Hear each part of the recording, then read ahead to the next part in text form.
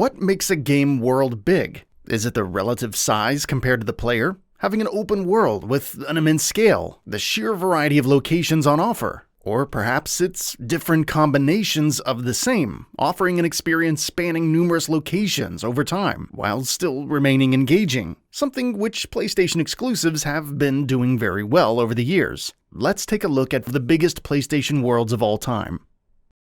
Ghost of Tsushima Director's Cut.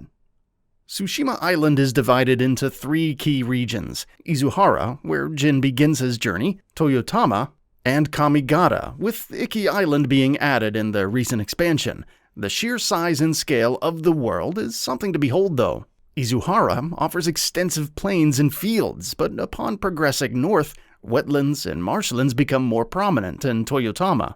It all concludes in Kamigata, a mostly snowy region host to numerous mountain peaks and a final showdown with Kodokan Khan. That's not including the coastal line, various towns and villages, outposts, caves, and forests waiting to be explored.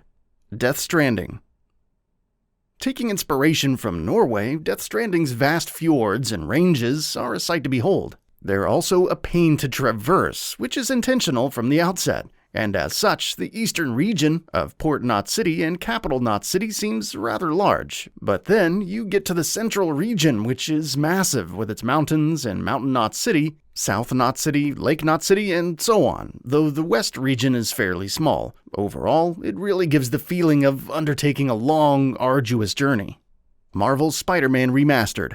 Insomniac's take on Spider-Man is an open-world title, with Manhattan serving as its base. And though it's considered roughly 1/4 in scale to the real island, with fictitious streets and numerous sections adjusted, the sheer attention to detail and feeling of exploration provided is incredible. There's nothing quite like swinging through Central Park or scaling enormous buildings and diving off of them, and the world itself has enough going on to be more than just set dressing. God of War. Wow. Never been this close to the mountain before. Looks so big. Though Kratos and Atreus start out on a fairly small scale in the Wildwoods, the world very quickly opens up into something massive. Midgard is simply teeming with things to explore, from the immense Lake of Nine to the treacherous Isle of Death. It's not long before players venture into other realms: Alfheim, Helheim, Muspelheim, and Niflheim, going from ancient ruins and temples to the home of the giants in Jotunheim. Days Gone.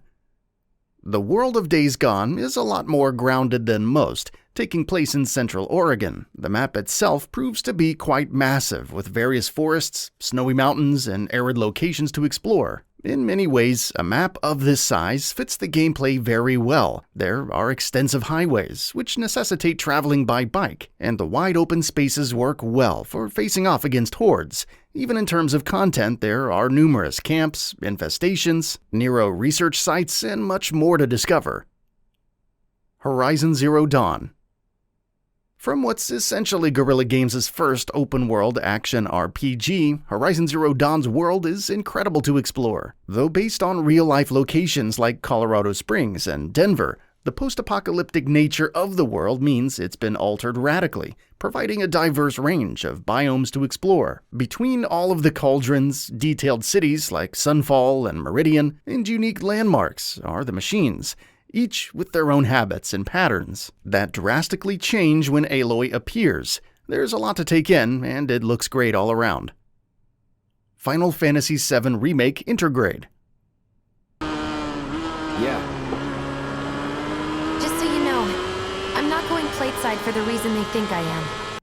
In the original game, Midgard only makes up a small percentage of the overall game, but since the remake is broken up into parts, with Final Fantasy VII Remake and Episode Intermission making up the first, the location is much more fully realized. The slums and its various denizens are expanded significantly, offering more time to become acquainted with their trials. Characters like Jesse, Wedge, and Biggs get more time to shine, and the wall market is simply fantastic from start to finish. Even with annoying areas like the sewers cropping up more than once, Midgar feels so much more like a real place in the remake. Nioh 2 Remastered: The Complete Edition.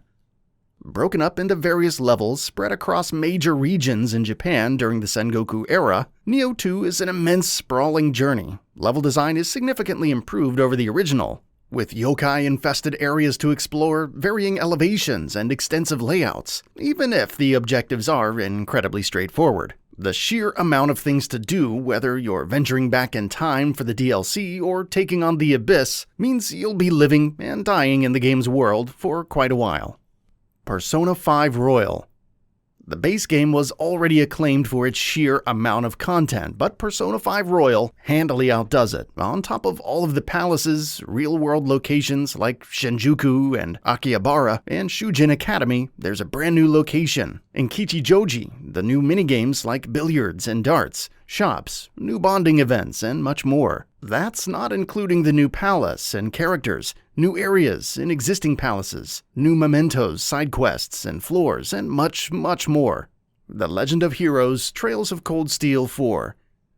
As the conclusion to the Cold Steel saga, Trails of Cold Steel 4 features a number of new and familiar locations across Erebonia. While one isn't given complete freedom to go anywhere, at least in the first act, there are a staggering number of places to visit, from the ruins of Hamel Crossbell and the Geofront to Michelin Wonderland, culminating in the Imperial Fortress. It's a wild ride, full of bonding events, minigames, lost arts, extensive dungeons to explore, and massive bosses to defeat.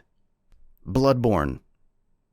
In terms of balancing attention to detail, sense of scale, and pacing, it's hard to find many other games that do world design as well as Bloodborne. Along with its expansion, The Old Hunters, every location, starting from Losfka's clinic and leading through the Forbidden Woods, Bragenwereth, the Moonside Lake, and the Nightmare Frontier feels impeccably designed in terms of gameplay and environmental storytelling. This is, for all intents and purposes, a cosmic horror fantasy, and it runs at a brisk pace while still impressing with its gothic architecture and grotesque creatures.